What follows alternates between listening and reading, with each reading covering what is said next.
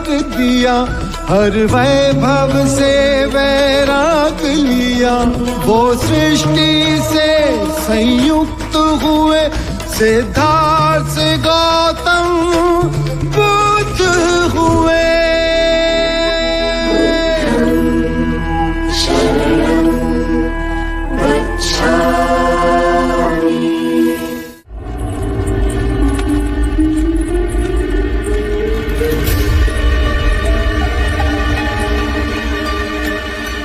ये क्या हो रहा है? भाइयों, आप लोग भोले लोग हो, आप लोगों को ठगा जा रहा है। कौन ठग रहा है हमें? वही बुद्ध और उसके भिक्षुक। हमने सोचा क्यों ना आज उनकी परीक्षा ली जाए। प्रतिदिन निःशुल्क ही भिक्षा ले जाते हैं। पर वो तो महात्मा लोग हैं। कहानी का महात्मा? आज देखते हैं उनमें आध्यात्मिक शक्ति है या नहीं।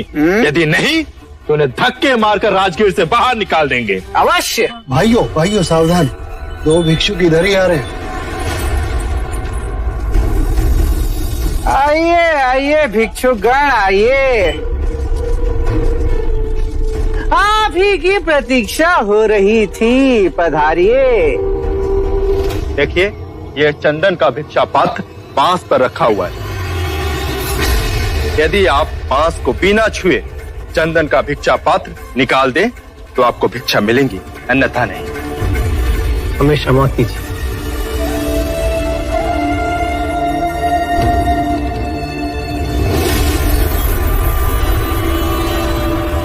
क्यों बंधु, समस्त गांव के समस्त बड़े महात्मा बने फिरते हो और एक छोटा सा कार्य नहीं कर सकते? कैसे करेंगे? ये धूर्त है, घमंडी है, पाखंडी है ये लोग।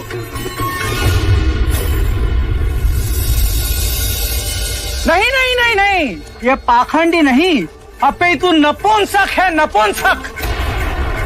तभी तो भिक्षुक बने फिर रहे हैं।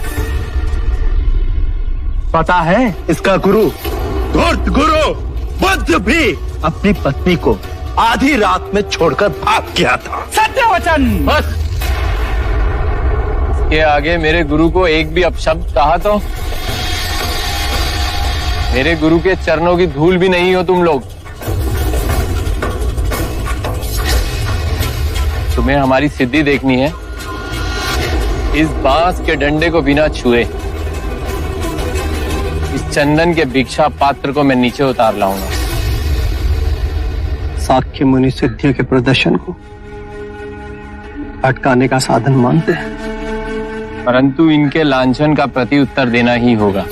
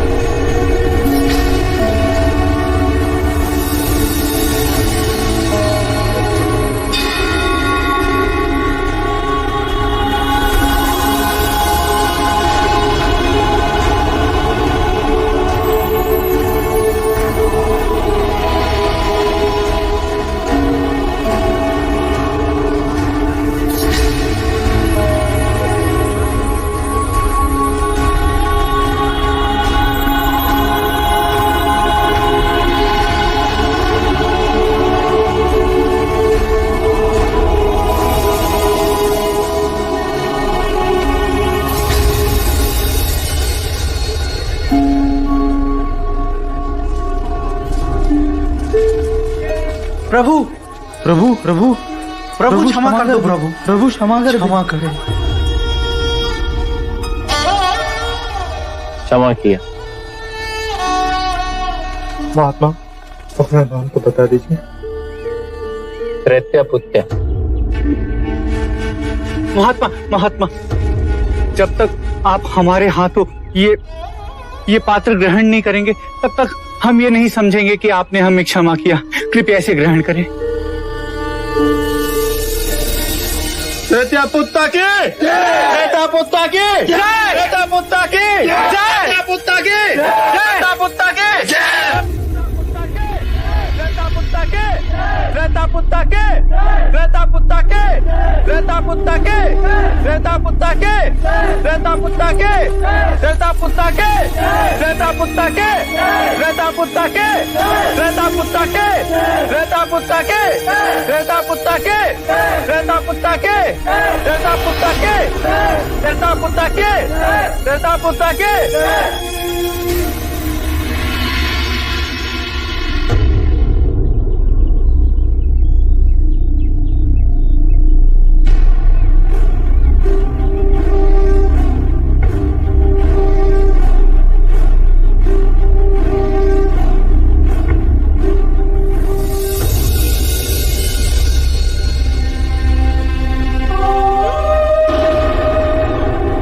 अब ये लोग धर्म को नहीं, व्यक्ति को पूजेंगे।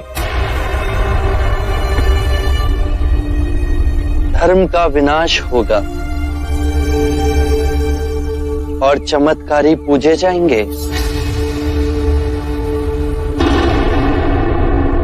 इसके बाद संघ के किसी भी भिक्षु ने अपनी सिद्धि का प्रदर्शन किया तो वो मेरा सहयात्री नहीं होगा।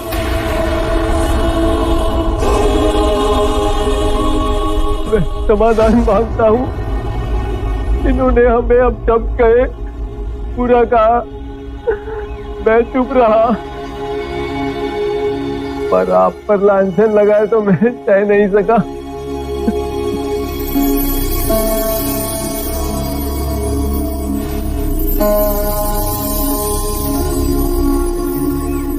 इन्होंने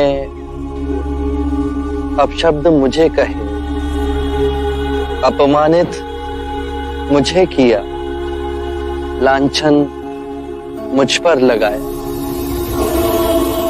पर मैं तो विचलित नहीं हूं। तो तुम क्यों विचलित हुए? इन सभी को परम सत्य की ओर ले जाना है। यदि आप सभी भिक्षु सिद्धि प्रदर्शन में फंसेंगे तो अपने मार्ग से भटक जाएंगे।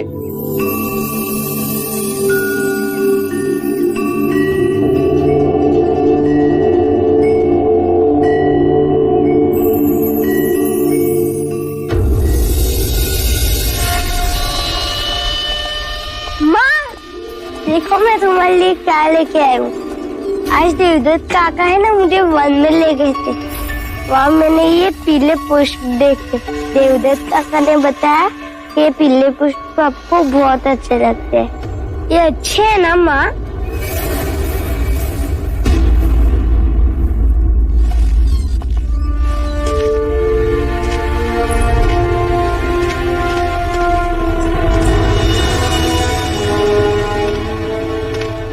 आज मैं देवदत्त से अत्यंत प्रसन्न हुआ। यदि इसने आजाद शत्रु को समझाकर मगध की सेना यहाँ नहीं रुकाई होती तो बहुत कठिनाई होती। आने वाली शाक्य सभा में देवदत्त की इस उपलब्धि का व्याख्यान मैं अवश्य करूं। मैंने कहा था ना कि हमारा पुत्र देवदत्त बड़ा ही होनहार है। और महाराज, सिद्धार्थ के वनवास के बाद आपका सहारा देवदत्त ही तो है। देवदत्त, तुम अजात शत्रु से मिले, मगध के राज दरबारियों से भी मिले होंगे। सिद्धार्थ के बारे में कोई बात हुई?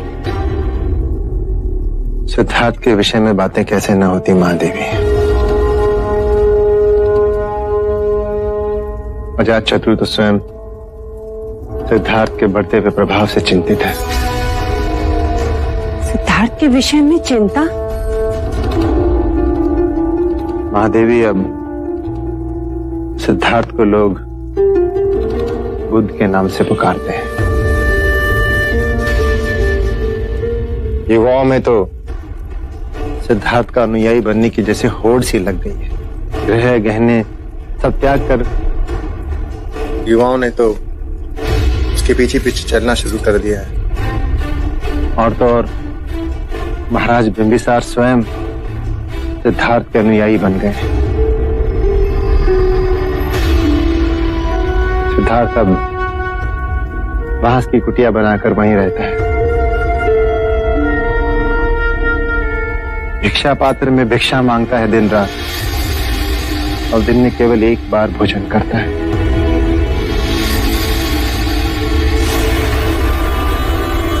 गिरधर, सिद्धार्थ ने हमारे लिए कोई संदेश भेजा? संदेश?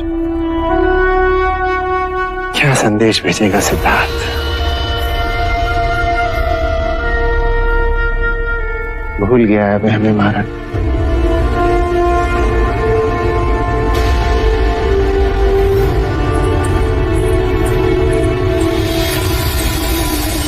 महादेवी, इसमें उदास होने वाली कौन सी बात है? हमें तो पलट अभिमान होना चाहिए कि हमारा सिद्धार्थ कितने लोगों को प्रभावित कर रहा है। और फिर महाराज बिंबिसार, वो तो स्वयं सिद्धार्थ के अनुयायी बन गए।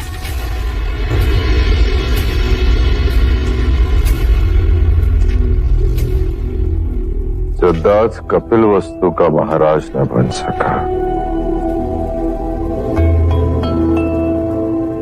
राज्य किया वो भी महाराज न बनकर।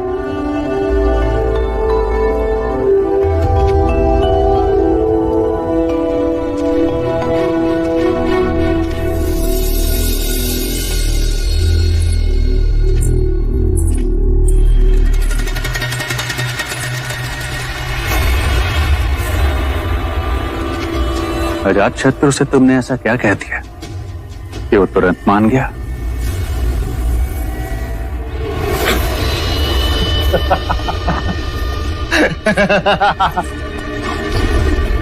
अजात शत्रु मगध का नरेश बनने को व्याकुल है, और मैं शाक्यों का महाराज। बस हो गया दोनों में सौदा कि वो महाराज बिंबिसार की सेना को यहीं रहने दे,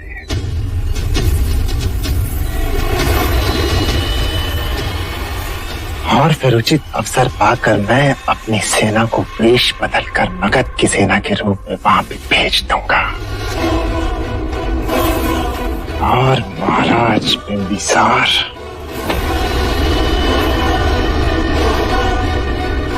अजात शत्रु मगध का सिंहासन पालेगा, और मुझे शाक्यों का महाराज घोषित कर देगा।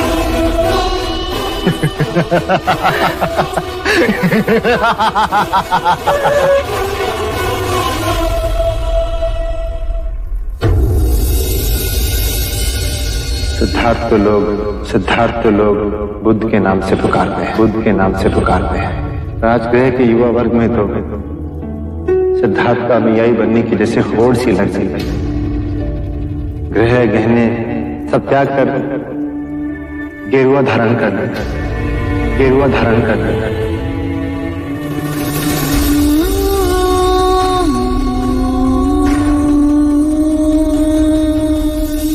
भिक्षा पात्र में भिक्षा मांगता है दिन रात, और दिन में केवल एक बार भोजन करता है। बांस की कुटिया बनाकर वहीं रहता है।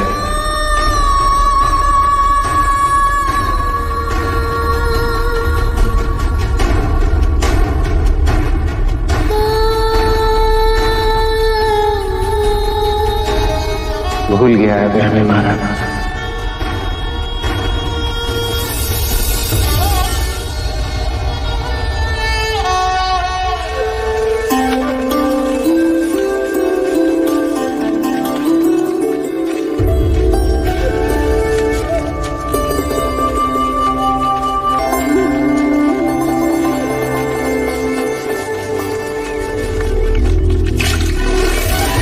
सारी दुनिया, जो आदमी लोगों की बसी बसाई गृहस्थियों को उजाड़ रहा है, लोग उसी की जय जयकार कर रहे हैं। मेरे पति को भिक्षु बना दिया।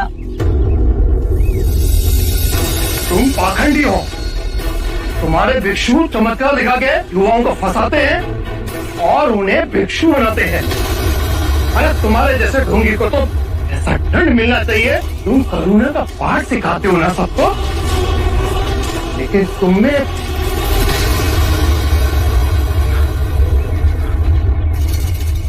करुणा है। मित्र, यदि तुम अपने पड़ोसी के लिए कोई उपहार लाओ और वो उसे ग्रहण करने से मना कर दे, तो वो उपहार किसके पास जाएगा? मेरे पास। उसी प्रकार जो तुमने मुझसे कहा, उस उपहार को मैंने स्वीकार ही नहीं किया, तो वो स्वयं ही तुम्हारे पास चला गया।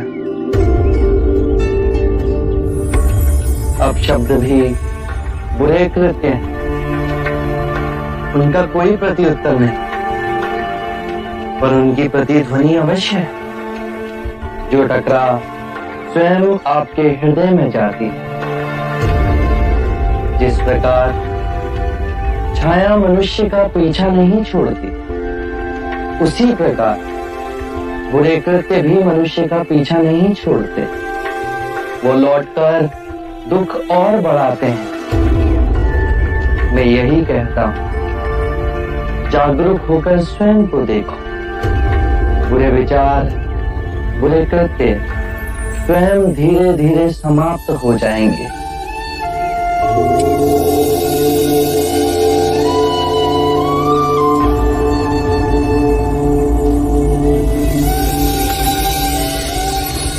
आप महान हैं। आप शब्द का उत्तर आशीर्वाद। आप सच में महान। मुझ में और तुम में कोई अंतर नहीं। मैं जाग गया हूं, तुम भी जाग जाओ।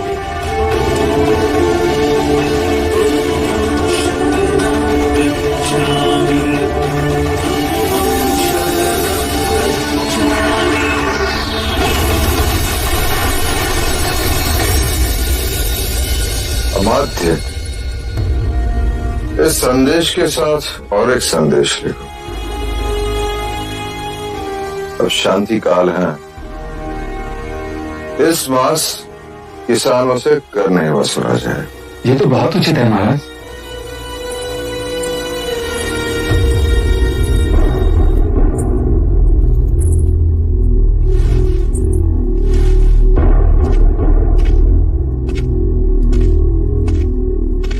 क्या हुआ रे?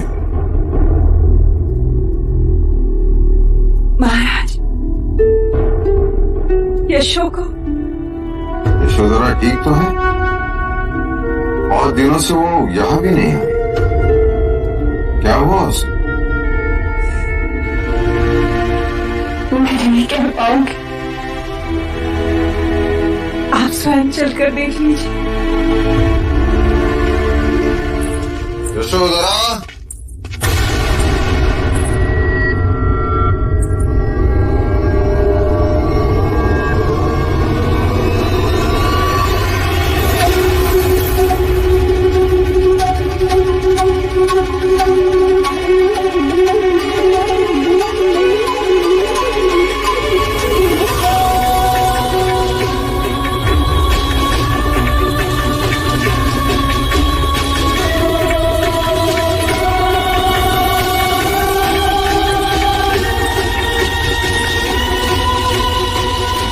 ये क्या है यशोधरा? कितना समझाया मैंने इसे, पर ये ये अपने निर्णय पर अड़ी है। माँ और पिताजी, आप मेरे लिए दुखी ना हो। अपनी राज रानी बहू को इस दशा में देखकर हम दुखी ना हो पुत्री।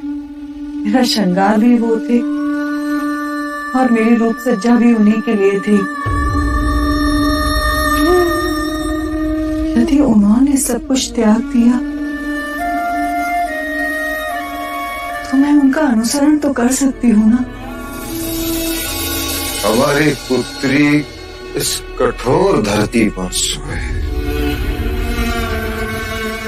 असहनीय है। जो उनका भाग्य और मेरा भाग्य।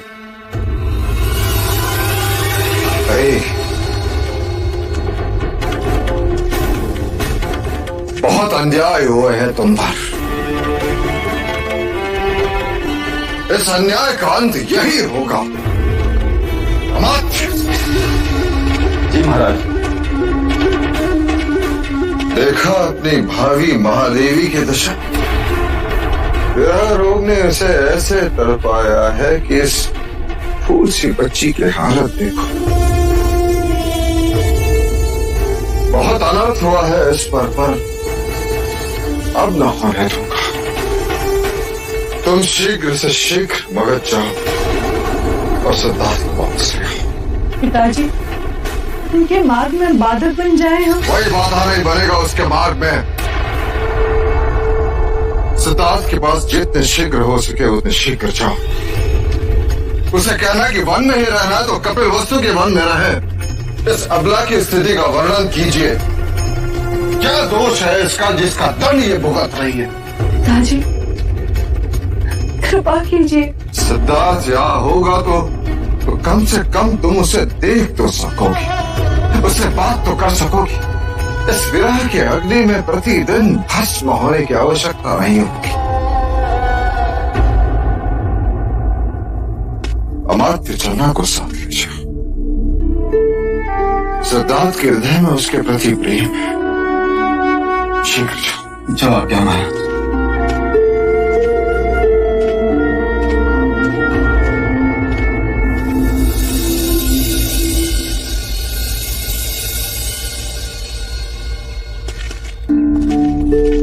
राहुल, राहुल, राहुल, चन्ना काका, इसको पिताजी को अवश्य दे देना और उनको कहिएगा कि मैं उन्हें देखना चाहता हूँ। राहुल, इस तरह अपने पिता को विवश करना उचित नहीं। नहीं माँ, आप उन्हें लेकर आएंगे ना? हाँ छोटे युवराज, आपके पिता के बिना मैं ना आऊंगा।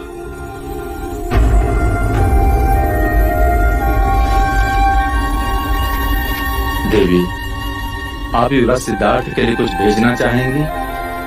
कोई संदेश?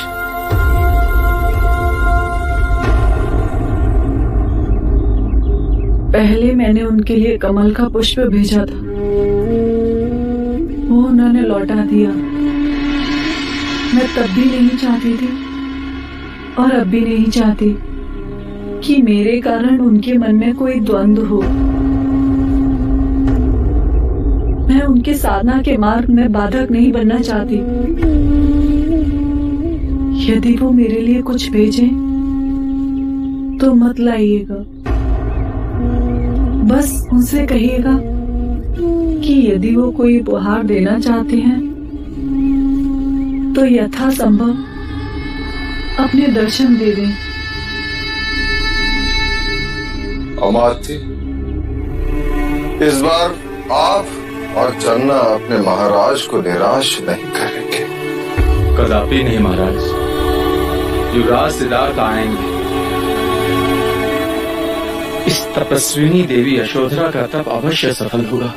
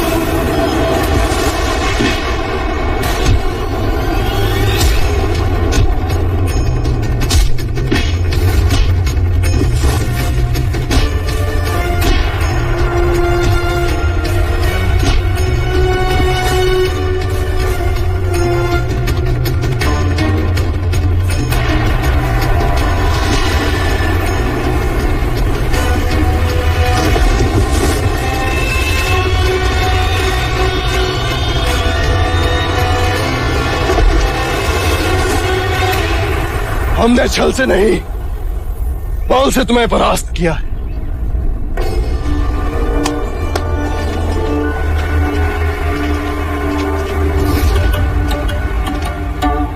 आपको पूर्ण विश्वास है कि मगध के सेना नायक हमारे साथ हैं? हाँ, वो बुद्ध और महाराज से आहत है। यदि आपकी आज्ञा हो तो मैं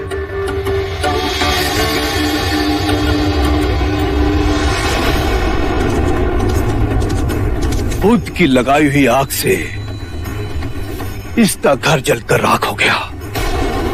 सेना नायक का दामाद इसकी बेटी को छोड़कर भिक्षुक बन गया। जब इसने महाराज बिम्सार के सामने गुहार लगाई तो जानते हो उन्होंने क्या कहा?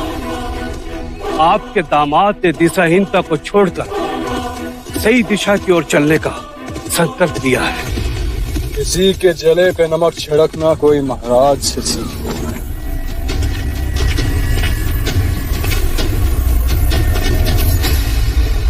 मगध को इन दुर्दिनों से बचाने का संकल्प है। संकल्प है युवराज। यदि हमारे विद्रोह को कुचला गया तो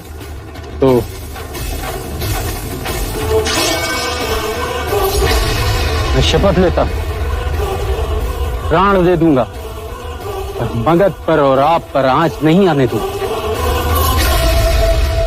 मुझे तुरंत 2 विश्वसनीय और निपुण तलवार चलाने वाले चाहिए। राज केवल 2 बहुत हैं। बस उनमें महाराज का शीश धड़ से अलग करने का साहस होना चाहिए। मुझे महाराज बिंबिसार का कटा हुआ शीश चाहिए।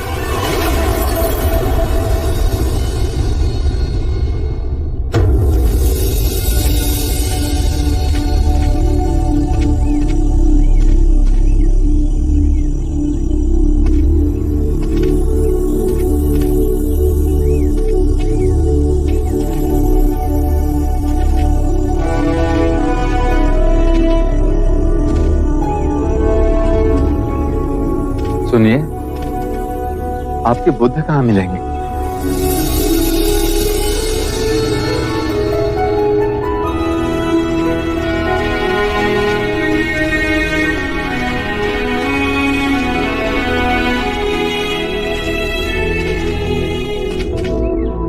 युवराज, युवराज, शाक्यमुनि बुद्ध, शाक्यमुनि बुद्ध।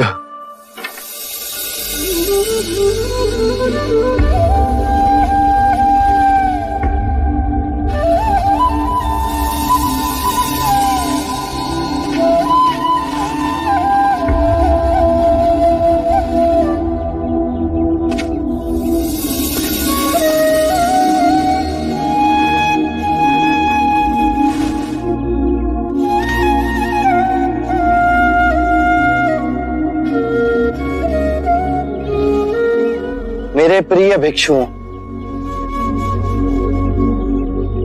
ये मेरे परम मित्र चन्ना है और ये पिता तुल्य अमात्य कपिल वस्तु के मंत्री।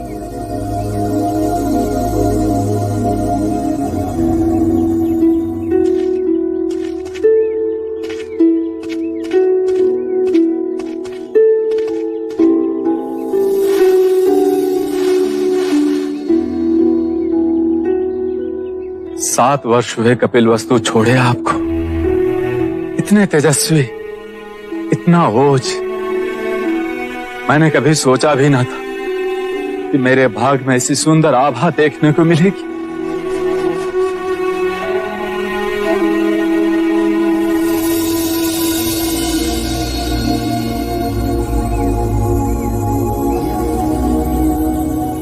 माता प्रजापति और पूजनीय पिताश्री कैसे हैं? आपके जाने के पश्चात कभी भी हमने उन दोनों के चेहरे पे खुशी नहीं देखी।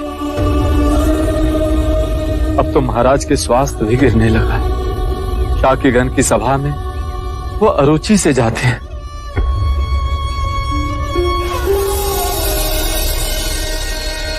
ये युवराज राहुल ने आपके लिए भेजा है।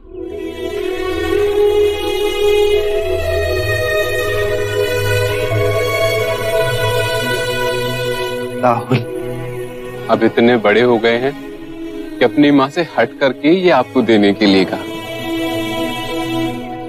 आप ही की तरह प्रतिभाशाली, हर विद्या में निपुण, हर घड़ी आपको याद करता हूं।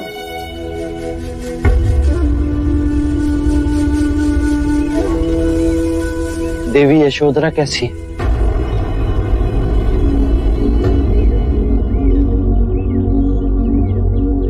देवी यशोधरा के विषय में हम आपसे कुछ न कहेंगे। आप स्वयं कपिलवस्तु आइए और उनका हाल देखिए। मेरे सारे प्रश्नों के उत्तर मिलते ही लौट आऊंगा तुम्हारे पास, राहुल के पास।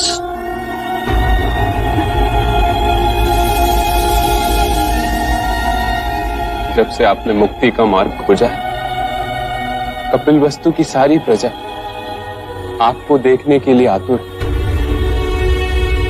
एक जोर से महाराज और महादेवी के प्राण बंधे, कब वो अपने पुत्र सिद्धार्थ को देख। देवी यशोधरा महल के द्वार पर होने वाली हर दस्तक पर चौंक जाती है और झरोखे की ओर भागती है। फिर निराशा उन्हें घेर लेती। उनकी पीड़ा का आभास राहुल को ना हो, इसलिए आपके बचपन की कहानियां उसे सुनाती। हम आपको कपिलवस्तु ले जाने आए। आप हमारे साथ आएंगे ना? मैंने प्रण लिया है, आपको लिए बिना ना लौट। मैं कपिलवस्तु अवश्य आऊंगा।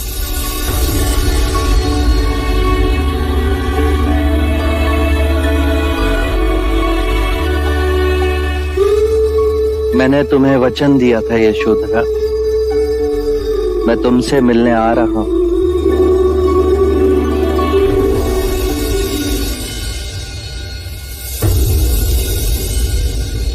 यशो,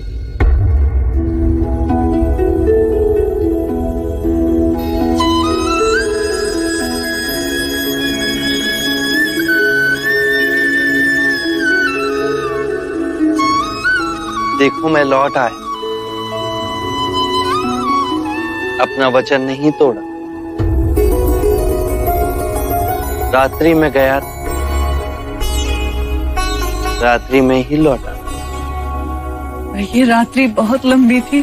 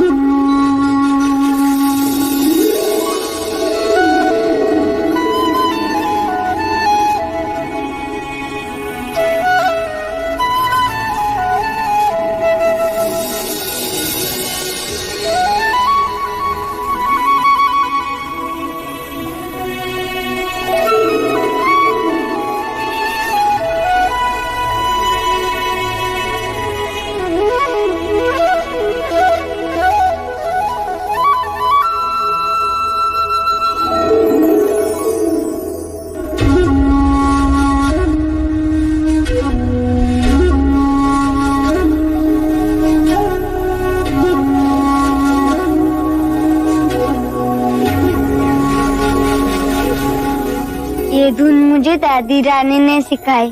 कहती है कि पिताजी की प्रिय धुन है।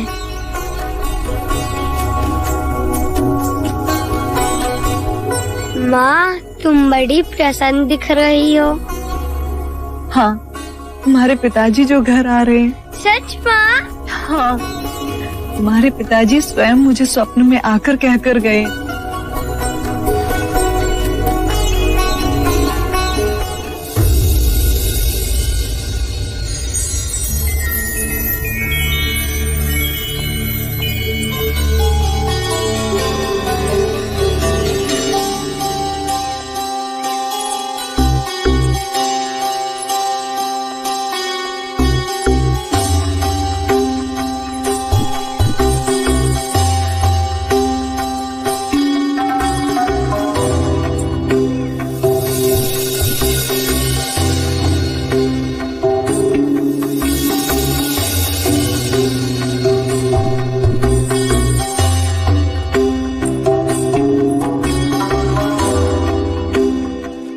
ये मेरा पुत्र जीवक है। जब से तक्षशिला से वापस आया है, आपके दर्शन को व्याकुल है। आपके दर्शन को तो मैं भी आतुर थी। क्या अभ्यास करते हो? इस समय पिताश्री से पंचशील की शिक्षा ले रहा हूँ। क्या मैं बड़ा होकर आपका अनुयायी बन सकता हूँ? अवश्य, क्यों नहीं। पिछले कुछ दिनों से मुझे एक चिंता खाई जा रही कि इस ऊपरी जीवन, इस सौंदर्य और उससे मिली प्रतिभा, क्या इसका कोई मूल्य है? अगर एक दिन ये नहीं रहा तो फिर क्या होगा? धूप भी ढलती है आम्रपाली। इस जीवन में स्थिर कुछ भी नहीं, और यही अस्थिरता हमारे मन में गहरे दुखों को जन्म देती है। वस्तु या धन का मोह ना हो, परंतु अपने सौंदर्य का मोह हमारे मन की गहराइयों में जड़ पकड़कर बैठा है, जो अहंकार को जन्म देता है, उसे पालता है। परंतु ये क्षणिक है। जब तुम ध्यान में जाओगी तो पाओगी जो नश्वर है, तुम उसे पकड़कर बैठी हो, और तुम्हारे दुख धीरे धीरे विलीन होते जाएंगे। ऐसे सुख की अनुभूति होगी जिसे ना कोई काल छीन सकता है, ना ही आयु मिटा सकती है। मैं आपके बताए हुए मार्ग पे चलूंगी। आप मेरे अम्रवन के महल में पधारिए, मैं धन्य हो जाऊंगा। मैं अवश्य आऊंगा।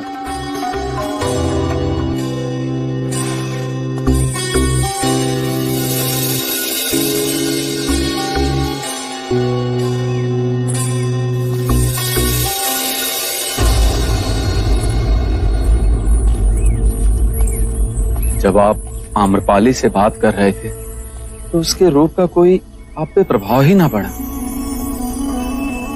आप में अजर चेतना है, पर इसी भिक्षु के समक्ष ऐसी सुंदर स्त्री आ जाए तो किस प्रकार वो आपसा संभाव उत्पन्न करे। रूप और कुरूप,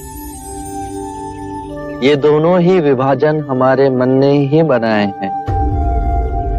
ये उन्हीं 5 तत्वों से मिलकर बना है जिससे सारी सृष्टि बनी।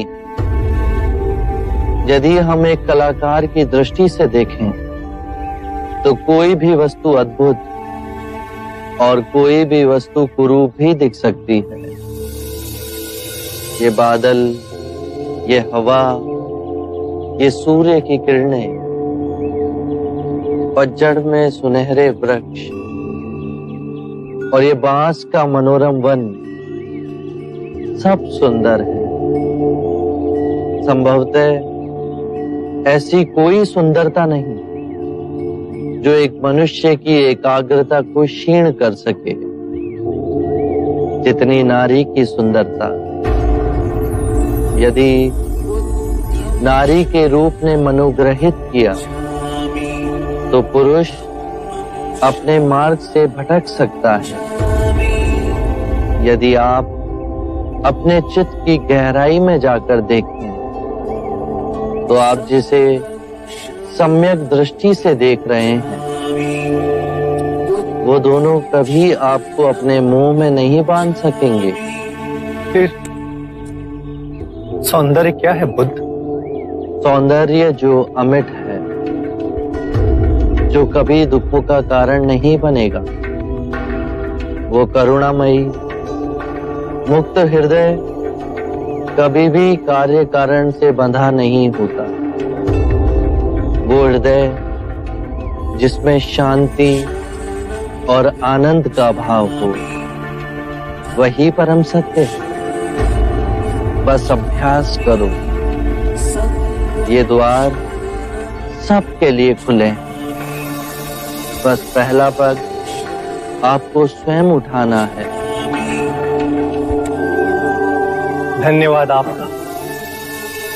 आपकी जिज्ञासा से सौंदर्य ज्ञान हमें मिला।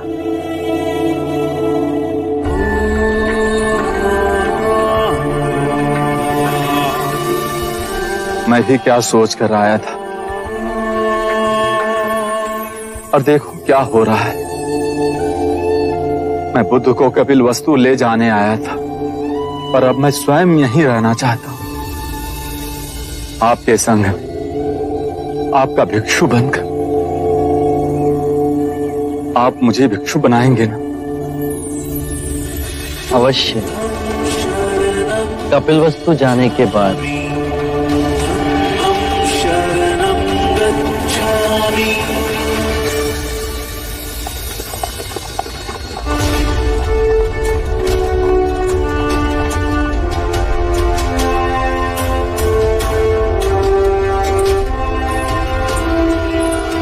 प्रणाम महाराज। देवी अम्रपाली आपकी प्रतीक्षा कर रही है।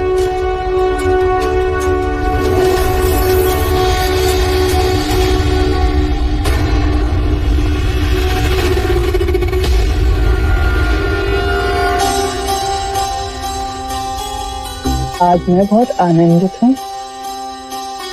धन्यवाद हमारे तो आज बुद्ध के दर्शन मिले।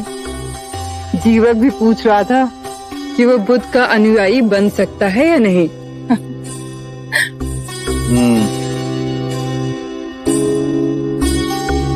कोई नहीं मान सकता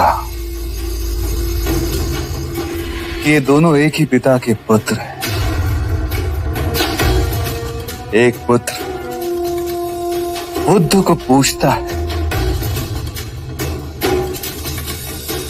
और दूसरा पुत्र बुद्ध को कोसता है।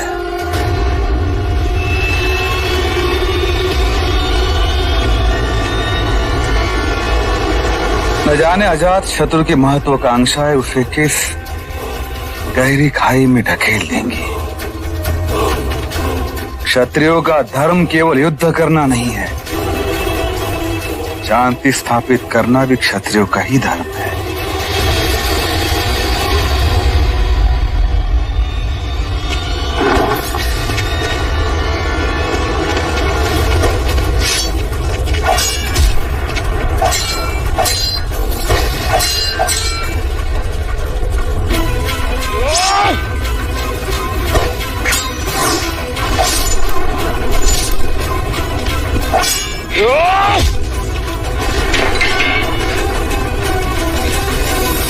रुक जाओ, इसे दंड हम देंगे।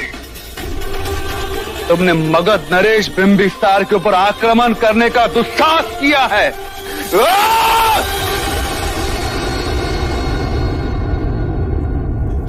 हम सब में वही चेतना की नदी है। परम ज्ञान का द्वार हम सबके भीतर है।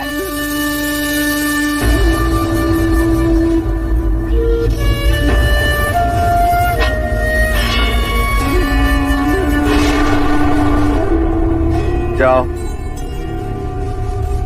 मैं तुम्हें जीवन दान देता हूं।